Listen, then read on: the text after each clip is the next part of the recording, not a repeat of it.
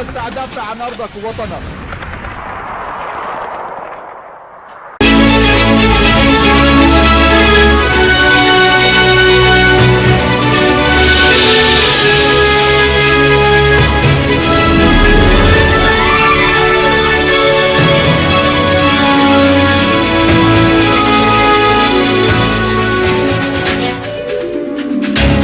Lavrov affirme la conclusion d'un accord russo-américain sur la tenue d'une rencontre entre des experts des deux pays à la fin du mois en cours pour préparer à la conférence internationale sur la Syrie.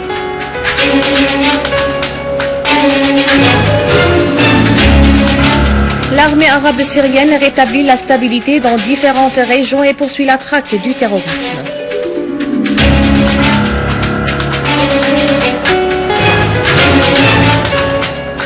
Décès du grand poète syrien Souleymane Laïssa qui a chanté l'enfance et la patrie.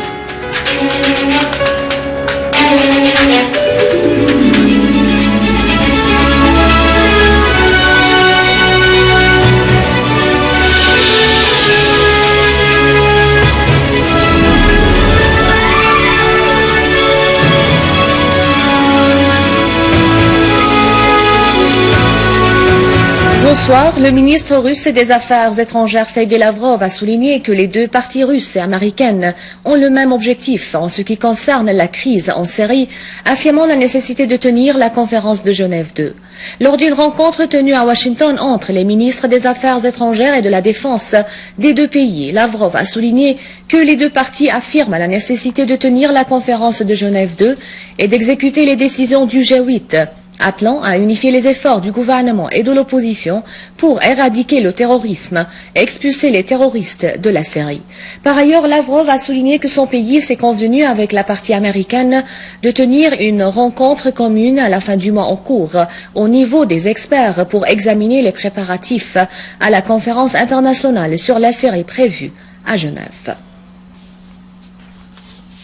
Le Kremlin a fait savoir que le président russe Vladimir Poutine n'avait pas discuté avec le chef des services de renseignement saoudien, Bandar Ben Sultan, de la coopération militaire et technique.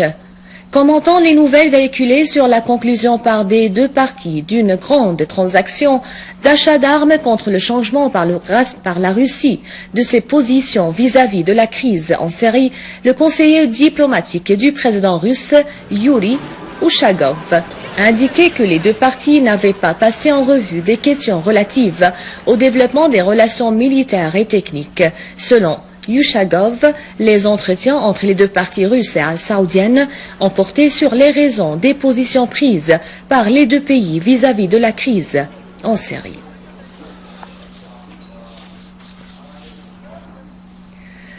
Prakash Karat, secrétaire général du Parti communiste marxiste en Inde, a fermement condamné les actes terroristes perpétrés par des groupes armés en Syrie.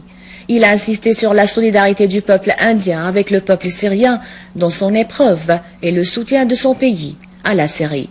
Lors d'une rencontre avec l'ambassadeur de la Syrie en Inde, Riyad Abbas, au siège du parti à New Delhi, Karat a exprimé la profonde préoccupation de son pays envers la politique de certains pays arabes et voisins soutenant le terrorisme en Syrie.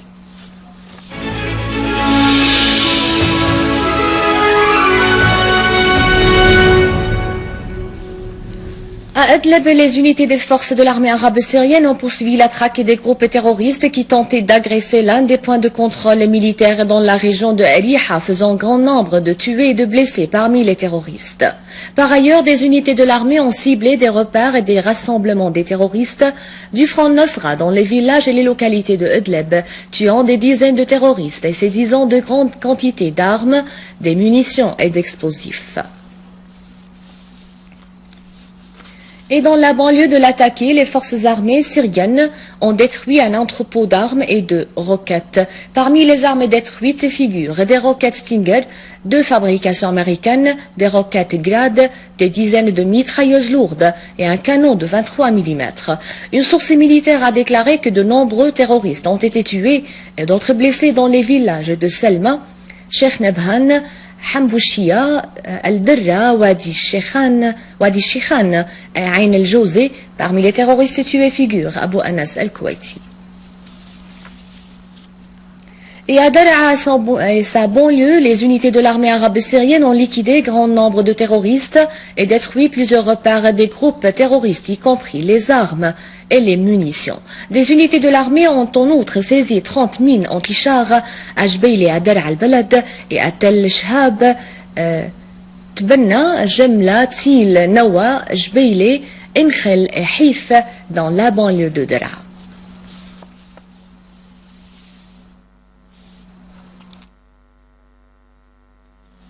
Dans la banlieue de Homs, une unité de l'armée arabe syrienne a confisqué une grande quantité d'armes et de munitions, ainsi qu'une voiture pick-up équipée d'une mitrailleuse lourde et appartenant à un groupe terroriste armé. Une source militaire a déclaré que l'armée avait tendu une embuscade aux terroristes entre les villages de Hadath al-Houarine, ajoutant que parmi les armes confisquées figurent des obus de RPG, des roquettes, des engins contenant des matières chimiques ainsi qu'une grande quantité de munitions. Selon la même source, de nombreux terroristes ont été tués, dont certains de nationalité saoudienne.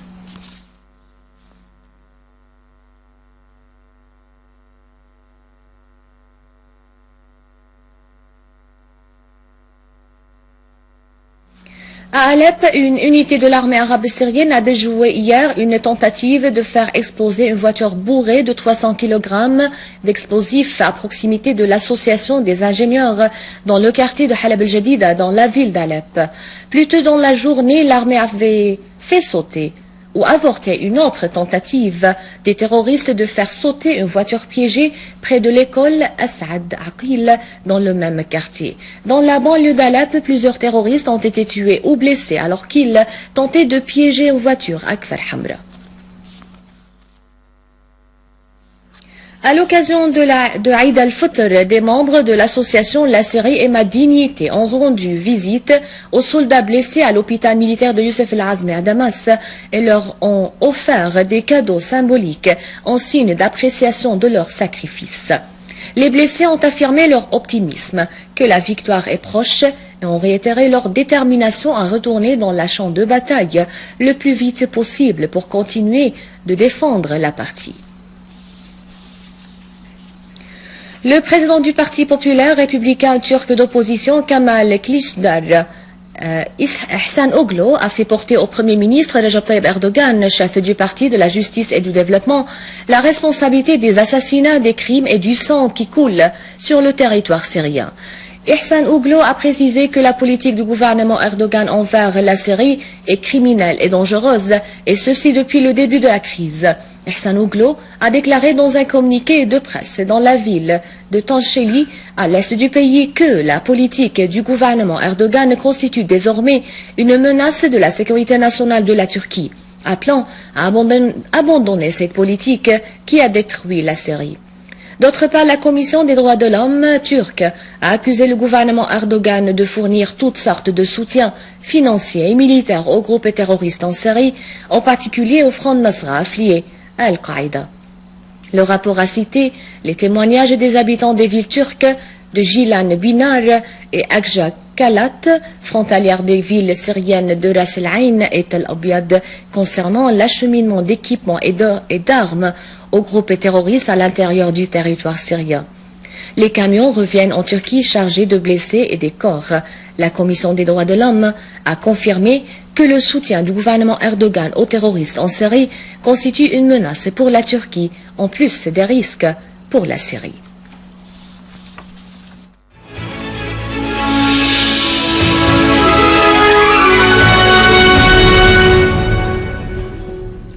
L'Union des écrivains arabes a fait part du décès vendredi à Damas du grand poète syrien Souleymane El-Aissa. Né en 1921 dans le village de Nouaïria, Alexandrette, Souleymane El-Aissa est l'un des plus illustres poètes contemporains syriens. Le quartier qui le vit naître porte le nom poétique de Jardin d'Oronte. Ce village est situé à 20 km à l'ouest de la ville d'Antioche. Son premier maître d'école est son propre père, Cheikh Ahmed El-Aissa. Il commence à écrire de la poésie à l'âge de 9 ans. Souleymane El-Aissa compose son premier recueil à Nouaïria. Ce premier livre poétique est le reflet de la misère et des chagrins des habitants de son village. Il continue ses études à Antioche. C'est précisément à ce moment-là que la province d'Alexandrette, qui comprend la ville d'Antioche, est retranchée de la Syrie. Des milliers de familles arabes quittent la région pour la Syrie, parmi elles la famille du poète. Le jeune Souleymane poursuit sa scolarité dans plusieurs lycées de Hama, Latakia et Damas.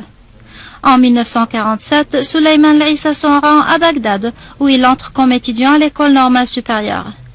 Après avoir obtenu son diplôme, il revient en Syrie et s'installe à Alep, où il enseigne la langue et la littérature arabe. En 1967, il est nommé inspecteur général de l'arabe au ministère de l'Éducation. En 1969, Souleymane l'Issa devient l'un des fondateurs de l'Union des écrivains arabes en Syrie. Le poète visite presque tous les pays arabes et effectue des voyages dans plusieurs autres pays. Avec la collaboration de son épouse, Dr Malek Abiad, il traduit plusieurs ouvrages de la littérature anglaise. Il adapte également en arabe les œuvres de nombreux poètes et écrivains francophones. Au mois d'octobre 1982, l'Union des écrivains afro-asiatiques lui décerne le grand prix Lotus de poésie. En 1984, son œuvre poétique pour enfants est couronnée par l'Organisation arabe pour l'éducation, la culture et les sciences qui l'honore de ce grand prix. En 1990, il a été élu membre de l'Académie de langue arabe et en 2000, il a reçu le prix Al-Babatin pour la création poétique. En 2005, Souleymane l'Issa a été décoré de l'Ordre du Mérite syrien en appréciation de ses ouvrages littéraires et culturels au service de la nation arabe. Souleymane l'Issa a consacré son œuvre aux sujets patriotiques et nationaux ainsi qu'à la poésie de l'enfant. Parmi ses œuvres, Joie de l'enfant, Les chansons de la journée et Ali Baba et les 40 voleurs. Père de 3 enfants, Souleymane l'Issa maîtrisait en plus de l'arabe, le français, l'anglais et le turc. Un rappel des titres. Lavrov affirme la conclusion d'un accord russo-américain sur la tenue d'une rencontre entre des experts des deux pays à la fin du mois en cours pour préparer à la conférence internationale sur la Syrie.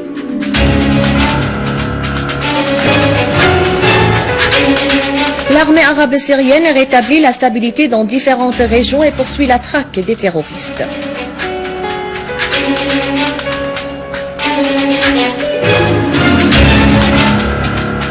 Décès du grand poète syrien Souleymane l'Issa qui a chanté l'enfance et la patrie. Je vous rappelle que vous pouvez consulter notre site internet syriaonline.sy pour revoir ce journal et davantage d'informations. Merci de votre fidélité. Au revoir.